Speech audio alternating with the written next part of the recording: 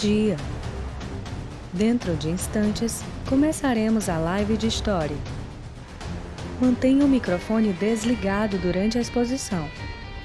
Ao término, os microfones serão abertos para tirar dúvidas.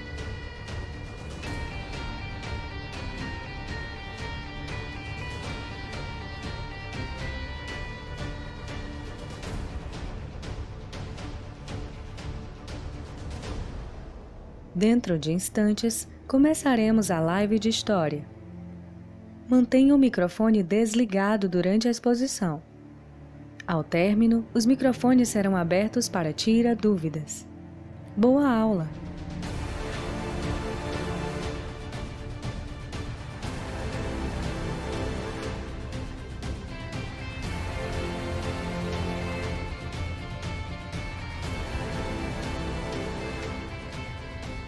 Das tragédias do século XX, a Grande Guerra é considerada como a que mais afetou a humanidade. Não apenas pelos 22 milhões de mortos entre 1914 e 1918 em uma população que era bem menor que a atual. Foi muito mais que a morte. Antigos impérios foram destruídos. O mundo perdeu uma geração de filósofos, escritores, construtores, músicos, poetas, cientistas, médicos, artistas. A flor e a semente de um continente magnífico, mortas na lama e na desgraça. A glória, o cavaleirismo e o idealismo não sobreviveram. E dos horrores nasceram os monstros para futuros horrores. Do início ao fim foi épica. O povo, a batalha, a matança, os erros. A tecnologia da morte, a ciência para o mal. A Grande Guerra Mundial. Bom dia, mortais! Sejam bem-vindos à primeira live de história e hoje com um assunto meio bombástico, Primeira Guerra Mundial. Ao meu fundo está ela, a Mulher Maravilha, e também estampado no figurino, especialmente para a live de hoje. Muita história para contar, muita confusão para partilhar, muito Thundercat, muita morte, muita desgraça, infelizmente. Desliga os microfones, vem comigo, porque a aula está explosiva. Dá para perceber aí. Bom, essa é uma cena real do período. Você diz, mas rapaz, como é que pode? Alguém foi lá com máquina fotográfica só para registrar no meio do conflito as desgraças? Sim, alguns jornalistas foram e fizeram isso, tá? Por isso nós temos algumas cenas reais desse período. Não vou mostrar hoje todas essas cenas. Ao longo dos nossos estudos sobre a Primeira Guerra nós veremos mais. Mas vamos ter que ver os antecedentes, e aí as grávidas de Taubaté, entendedores entenderão, tá? Só os fortes sabem o que significa. E eu falei para vocês gravarem isso na mente, tá? As grávidas de Taubaté que gerarão novos indivíduos, que vão gerando novos fatos e vão gerando novos fatos. Ano passado nós estudamos o imperialismo e o neocolonialismo em uma folhinha separada xerocada. E eu disse, olha, guarda isso na memória. Então, uma das grávidas de Taubaté vai gerar a Primeira Guerra Mundial, é o que nós vamos ver hoje, tá? Tá aí, a filha dela nasceu e a Primeira Guerra Mundial e vai crescer também, gerando mais monstruosidade. Bom, antes desse conflito maluco, maior que a humanidade tinha visto até então, existia um período chamado Belle Époque. Esse nome mesmo, afrancesado, tá? Significa Bela Época. É um período que vai de 1871 até estourar a Primeira Guerra Mundial em 1914. Ele chama esse período de Bela Época porque é um período de otimismo, de riqueza, de estabilidade, de paz. A parte europeia industrializada se desenvolveu a um ponto de que, poxa, nós estamos vivendo o auge da humanidade, o auge do progresso, da ciência, tá? Então, eles tinham essa crença na criatividade, na intelectualidade, nas transformações científicas, a ciência que atinge o seu ponto áureo, né? Tecnologias avançadas para o período. Nós temos aqui, então, os reflexos da Segunda Revolução Industrial, tá? Que vai abranger mais países e que, principalmente, vai trazer novos meios de transporte, comunicação e vai globalizar o mundo de certa forma, porque nós estudamos sobre o imperialismo e neocolonialismo que eram as nações ricas, poderosas, que foram para cima da África e da Ásia para abocanhar seus territórios por causa de matéria-prima, comércio, por aí vai. Tudo bem? E é um período de transformações culturais. Eu gosto de apelidar esse período como o período da Rose do Titanic. Não tem aquelas cenas de glamour, de brinde, de bread, de charutos, de reuniões, luxo e requinte? Pois bem, a bela época, eu vou representar na imagem para vocês possam compreender esse mundo da Rose, de Titanic, tá? Não é o mundo do Jack. Jack pertence ao mundo dos subalternos. Isso aí a gente estudou ano passado, no 8º ano. Então, a Belle Époque é isso, tá, pessoal? Esse momento áureo da humanidade. Poxa, não tem guerra. A última grande guerra tinha acontecido em 1871, naquele Thundercat, entre a Alemanha e a França, no período de unificação da Alemanha, com o exército do Otto von Bismarck fazendo festa no Palácio de Versalhes, lembra? E derrotando o sobrinho de Napoleão Bonaparte, o Napoleãozinho III. Bom, vai surgir o maior climão aqui, tá? Maior tensão entre as nações, porque nem tudo que é bom dura para sempre. Aliás, nada dura para sempre, nem esses períodos áureos da história da humanidade. Então, esse período da Belle Époque vai começar a ter tensões, finalzinho dela, início já do século XX, aquele clima de paz vai começar a ficar tenso por causa das rivalidades entre as potências industriais, tá? E aí eu desenho para vocês nossos bonequinhos Thundercat, tá? Dos conflitos entre essas potências. Vai ter choque imperialista e nacionalista, e eu já relembro isso para vocês, porque eu vou precisar usar ilustrações. Bom, lembra que as nações ricas e poderosas dividiram o mundo africano e o mundo asiático? A Inglaterra, por exemplo, dominou 1/4 das terras da humanidade. A França foi a outra que dominou outra parte do mundo habitado, tá? Isso significa dizer que o bolo estava dividido. E esse bolo, meus queridos, eu chamo de África e Ásia. A gente já, inclusive, analisou esse mapa ano passado, esse ano também. E também a divisão do bolo, ou seja, dividir a Ásia e a África, só que a Alemanha e a Itália ficaram de fora. Eis a questão. E quando elas se unificam num processo extremamente doloroso, cruento, elas vão querer pedaços deste bolo que está aqui, né? Elas vão querer pedaços dessas regiões aqui. E as nações ricas e poderosas, não, você chegou tarde.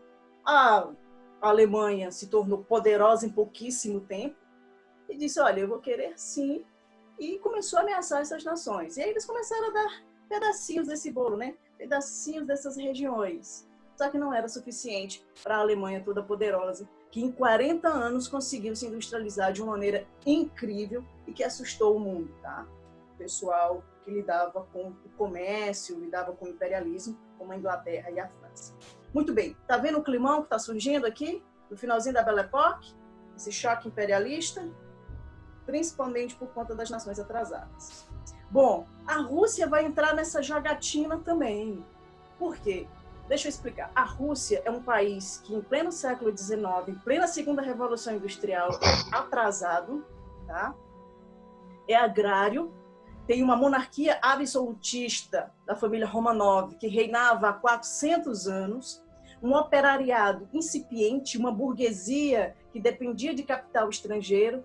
Então, a Rússia era feudal em pleno século XIX. E ela quer mais. É o seguinte, eu tenho um vasto território, mas eu quero mais. E ela defendia o que nós chamamos de pan-eslavismo. Deixa eu explicar mais um pouquinho sobre a Rússia. Ela tinha um exército extremamente, como é que eu posso dizer, valente, mas era um exército mal equipado. Tinha gente para matar e morrer, aos baldes, mas era mal equipado. E ela vai defender o pan-eslavismo, a ideia de juntar os povos eslavos, daqui a pouco eu mostro no mapa, porque ela queria uma saída para o mar Mediterrâneo. Mas, prof, eu estudei geografia, que a Rússia é um dos maiores países do mundo em extensão territorial. Nessa época era ainda mais. E ela quer mais, sim, ela quer mais territórios. Ela quer a região dos Balcãs, que daqui a pouco eu mostro no mapa para vocês, tá? nesse período, isso tudo no final da Belle Époque. Não tem guerra ainda, todo mundo está vivendo de aparências. Tá? A Alemanha, ela também tem interesse na região que a gente chama de Balcãs, que corresponde ali à região da Grécia, a região da Bulgária, Hungria, Sérvia, Montenegro. E ela quer construir, a Alemanha queria construir uma ferrovia que saísse de Berlim, passasse por essa região dos Balcãs, que é o leste europeu, uma parte do leste europeu, atravessasse um dos estreitos que liga a Turquia, né, que é a parte asiática, e chegasse até Bagdá. Aí você diz, mas professora, Bagdá no Iraque, para quê? Meu amor, essa região, se você enfiar uma estaca no chão, é capaz de jorrar petróleo. E a segunda revolução industrial, a base, digamos assim, do combustível já é o petróleo, o ouro negro. Então a Alemanha tinha essas pretensões. Sérvia, todo mundo quer passar a mão na Sérvia, todo mundo quer essa região ali que fica no leste europeu, perto da Croácia e tal. E a Sérvia disse, não, eu não sou de ninguém, eu quero ser independente. Ela lutava por unificação, ela queria se ver livre das amarras dos antigos impérios. E nesse período aqui, a Sérvia faz parte, ou ela briga para não fazer parte do Império Austro-Húngaro. E estavam indo para cima da Sérvia com gosto de gás. A Sérvia, digamos assim, era um estado dependente, era um estado controlado, de certa forma, pela Áustria-Hungria. Aí, a Áustria-Hungria, tá? Ela toma territórios, no início do século XX, territórios sérvios, a região da Bósnia. Isso vai dar uma confusão dos anos já 1900 até 1913, 1912, por aí, tá? Aí começa também nesse período um sentimento de vingança e de independência. Aí, vingança, né? Esse olhar maléfico. Vingança de quem? Não dá para falar disso sem pedir para que vocês lembrem do processo de unificação da Alemanha.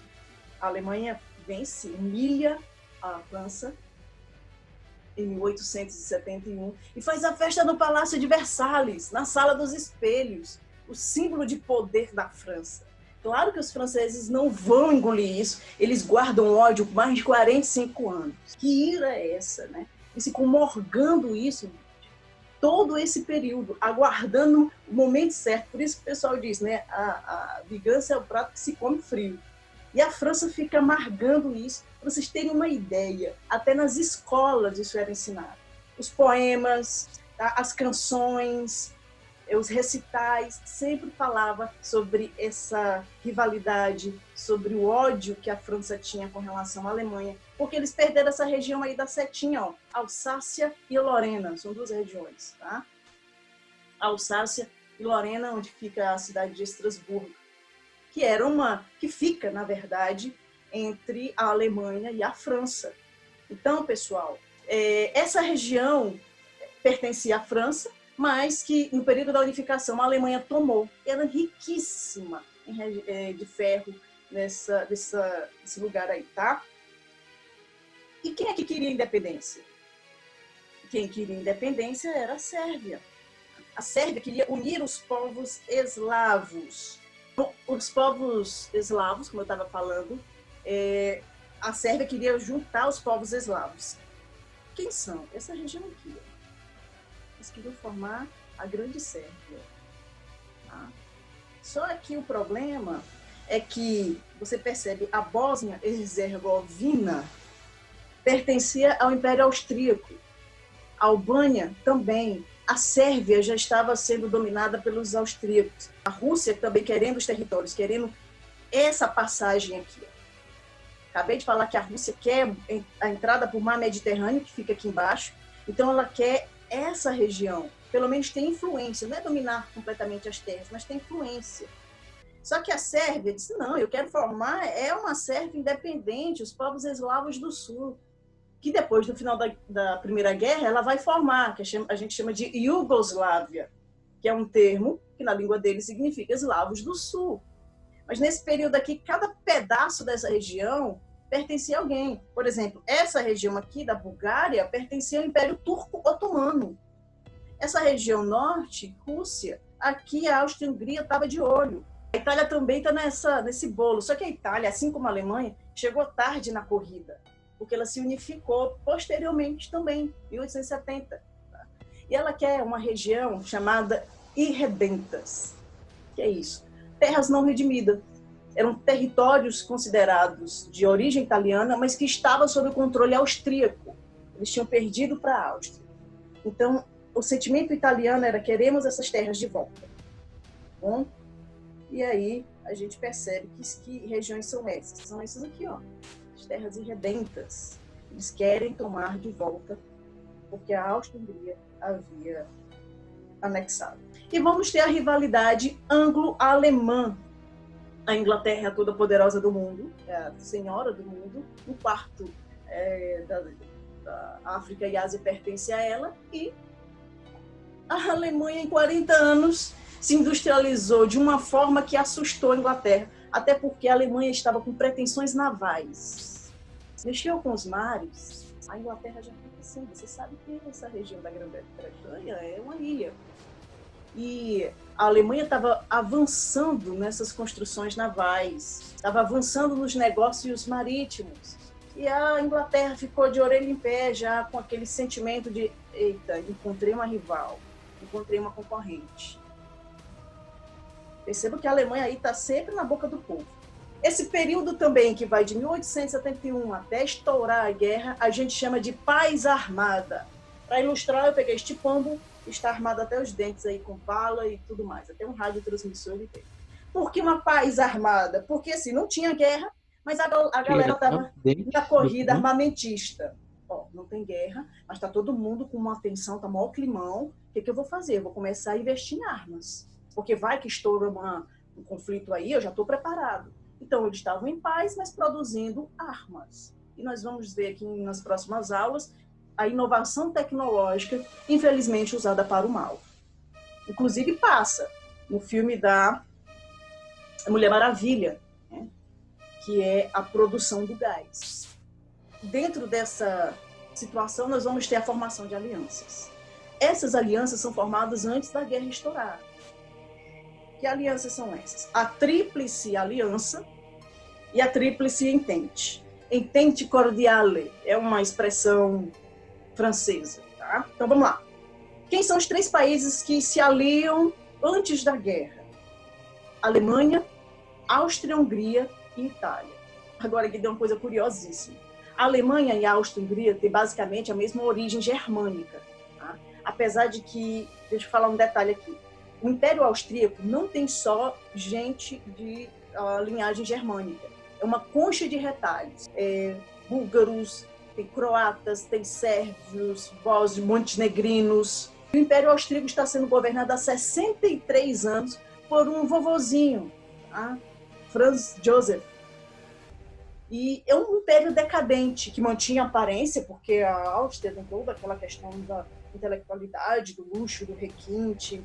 É a terra de Mozart, né? Da música, da cultura. Mas era um império que estava sendo corroído por dentro por conta do sentimento nacionalista das nações que faziam parte desse império, que não queria mais o controle deles, tudo bem? E outra é a Itália, pessoal. A Itália entra nessa aliança de gaiata, porque ela odeia a Áustria-Hungria. Acabei de mostrar para vocês que ela queria as regiões irredentas de Trento e Trieste, que tinham sido tomadas pela Áustria. E ela faz uma aliança com a Áustria. Funciona mal Falciani. Mas a ideia aqui da Itália é que, através dessa aliança, ela poderia pegar as terrinhas dela de volta. Quando ela se decepciona e percebe que não vai ter as terras dela de volta com esta aliança, aí ela vai aprontar. E eu só conto isso depois. Mas põe isso na cabeça. Tríplice aliança. É fácil de decorar. Tá? A aliança. Então, a Alemanha, a Áustria e a Itália. Tá? E a Tríplice Entente. A França, o Reino Unido, eu chamo de Inglaterra para poder formar França, Reino Unido, Rússia. Eles fazem parte da Tríplice Entente cordiale. Daí é o mapa. O mapa dessa região, ó. E tia, Oi. a Rússia e a França já tinham tido atrito, né? Já Aí eles fizeram as pazes, foi? tinha tido atrito na época de Napoleão Bonaparte. Eles aí fizeram... Eles fazem as pazes nesse período. Não é as pazes assim, tipo, Best Friend Forever, I Love You Baby. Tá? Mas é porque nesse período há uma necessidade dessas alianças. Não dá para caminhar sozinho nesse mundo cheio de tensão. Tá? Mas sim, a França e a Rússia já tinham tido problemas na época de Napoleão Bonaparte. Tanto é que Napoleão cai tentando invadir a Rússia, ficou completamente humilhado, derrotado. Enfim, aí a gente já tratou no passado. Então aqui são as alianças, pessoal. Rússia, França e o Reino Unido. A outra aliança, que é o eixo aqui, né, que é essa região aqui central, que é a Tríplice Aliança, a Alemanha, a Áustria, a Hungria e Itália por enquanto. Por enquanto. Dessa história toda, tem o Império que também está fragmentado, está caindo, o Império Turco-Otomano. Só que a Rússia está pressionando, porque esse império está ruindo. A Rússia, que é o Estreito de Bósforo e Dardanelos, que pertenciam à Turquia, e a Inglaterra simplesmente quer as terras do Oriente Médio, porque lá jorra petróleo, e ele, com aquele sentimento, temos que libertar os povos árabes das mãos dos turcos. Só que não era bondade, não. Eles queriam explorar o petróleo da região. Tá aí o mapa. Essa em vermelho aí, né? Essa bolinha em vermelho, é a região que a Rússia quer. O Estreito de Bósforo e Dardanelos. Aí, região que liga o Mar Mediterrâneo, Mar Egeu, até o Mar Negro. E toda essa parte verde é o Império Turco. Para você ter uma ideia de quantas nacionalidades tinham aí dentro. E aí a gente está chegando ao fim da nossa aula. Próxima aula, pessoal, eu conto casos de família. 3 primos e um segredo. Inclusive virou livro.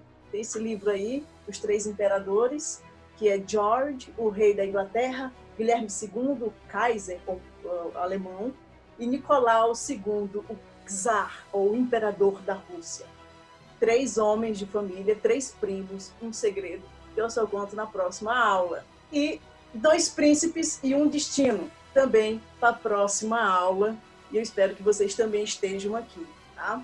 Rapaz, esse daí direito aí é um príncipe, tá parecendo um mendigo. Parece um mendigo, né, velho?